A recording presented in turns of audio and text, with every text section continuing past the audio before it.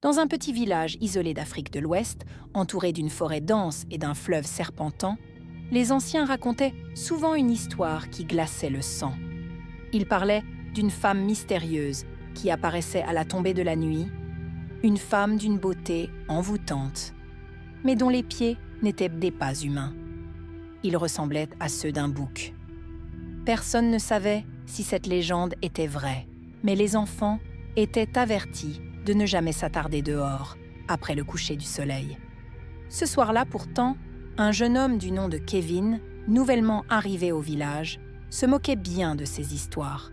Kevin était étudiant en ville, mais les vacances scolaires l'avaient conduit chez sa grand-mère, qui vivait seule dans ce village. Il trouvait les récits des anciens amusants, presque ridicules. La femme aux pieds de bouc? Vraiment? Quelle imagination! Riait-il en roulant les yeux. Sa grand-mère, assise près du feu, le fixa d'un regard sérieux. « Kevin, ce n'est pas une blague. Ici, les esprits veillent. Tu ne sais rien des forces qui entourent ce village. Fais attention. » Mais cette mise en garde ne fit qu'attiser la curiosité du jeune homme. Ce soir-là, après le dîner, il décida d'explorer les alentours du village seul, une lampe torche à la main. Il voulait prouver que cette histoire n'était qu'une superstition. Le vent était lourd et les bruits de la forêt semblaient étrangement amplifiés. Alors qu'il marchait près de l'ancien puits du village, un lieu que l'on disait maudit, Kevin entendit un bruit de pas derrière lui. Il se retourna brusquement, mais il n'y avait rien. Le silence semblait pesant, presque oppressant. Puis, il la vit. Une silhouette féminine émergea de l'obscurité. Elle portait une longue robe blanche qui flottait doucement au vent. Ses cheveux étaient noirs comme l'ébène, et son visage était si beau qu'il en fut momentanément hypnotisé. Mais quelque chose n'allait pas. Ses jambes. Kevin sentit son cœur s'arrêter lorsqu'il baissa les yeux. Ses pieds n'étaient pas humains. Ils étaient couverts de poils sombres et se terminaient par des sabots de bouc. La femme s'approcha lentement, un sourire étrange aux lèvres.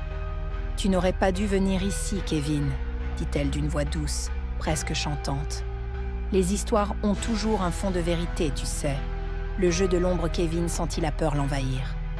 Il recula instinctivement, trébuchant sur une racine. La femme rit doucement, mais son rire était glacial, résonnant comme un écho dans la nuit.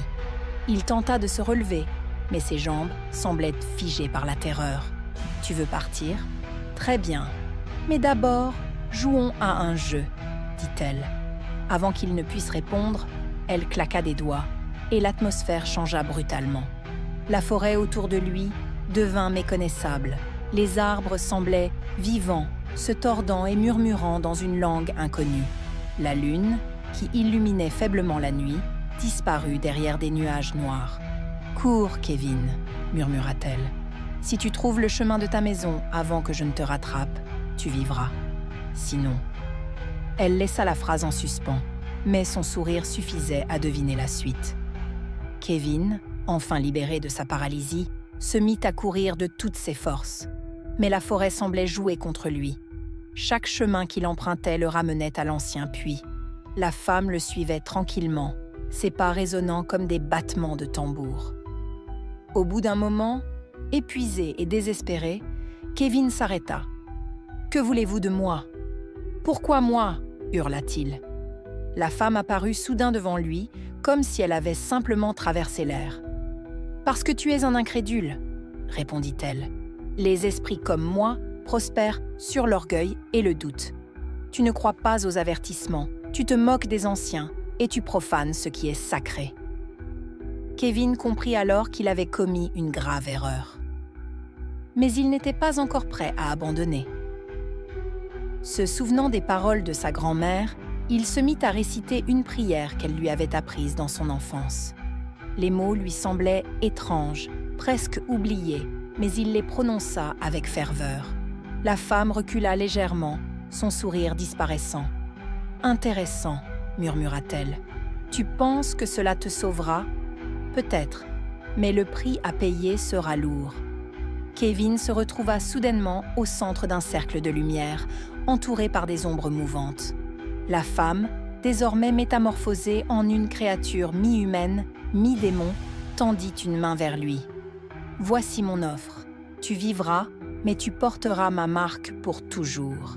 Chaque nuit, tu seras hanté par mes pas, et où que tu ailles, tu ne trouveras jamais la paix. » Terrifié mais incapable de refuser, Kevin hocha la tête. La femme sourit de nouveau, satisfaite. Elle s'approcha et toucha son front de sa main glacée. Une douleur fulgurante traversa tout son corps, et il perdit connaissance. Kevin se réveilla à l'aube, allongé près de l'ancien puits.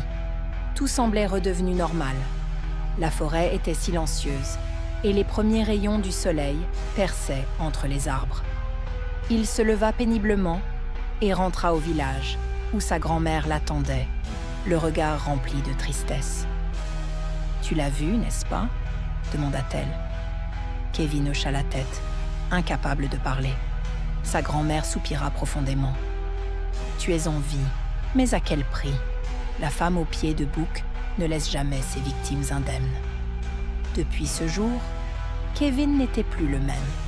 La nuit, il entendait des bruits de pas, même lorsqu'il était seul.